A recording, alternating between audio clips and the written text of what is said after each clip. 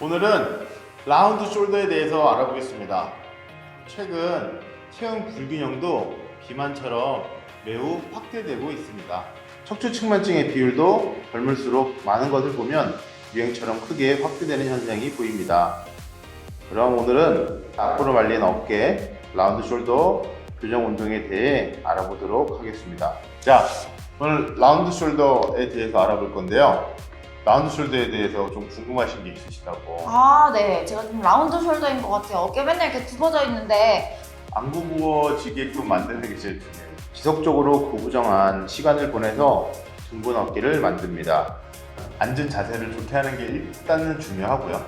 그리고 불균형한 웨이트 트레이닝을 하는 것 또한 의외로 원인이 되는데요. 잘하는 사람들은 그렇지 않겠지만 보여지는 거에 너무 심취해 있다 보니까 또 열심히 하는데, 거기에 반해 중부 승모근, 하부 승모근, 정거근 이런 거 운동 잘 안 할 수 있잖아요. 백 머슬들이 똑같이 강화가 균형이 잘 되어 있지가 않는 상태, 걔네들이 어떻게 보면 라운드 숄더에 제일 큰 영향을 미치는 약화된 근력인데, 실제로 운동을 아예 안 하는 사람에 비해서 후보자 정도 수준에 갖고 있는 웨이트 트레이닝을 많이 하는 사람들이 더 많은 라운딩이 보여준다. 그래서 라운드된 어깨는 부상으로도 잘 이어집니다.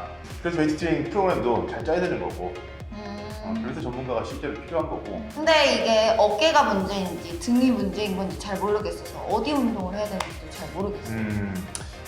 라운드 숄더는 크게 두 가지 현상이 일어나는데, 첫 번째는 근육이 타이트하게 된 것입니다. 필요 이상으로 근육이 활성화되어 있다는 것이에요. 가슴 근육과 상부 승모근은 타이트해집니다. 두 번째는 약화된 근육들인데요.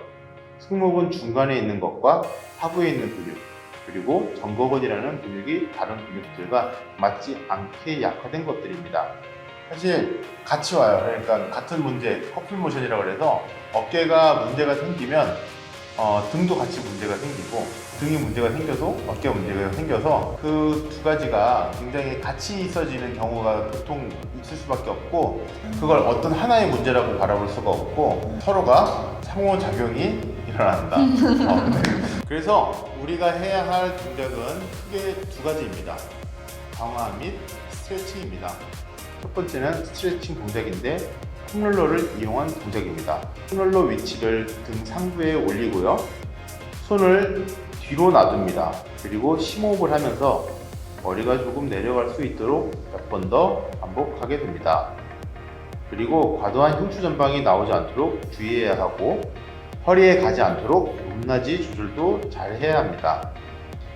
이런 동작을 잘 이해하고 있다면 의자에서도 같은 패턴의 동작이 가능합니다.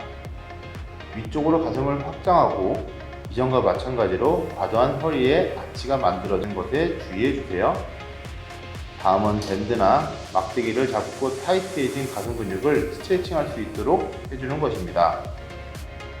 팔꿈치를 구부리지 말고 밴드를 머리 위로 올리고 최대한 크게 원을 그린다는 생각으로 들이세요.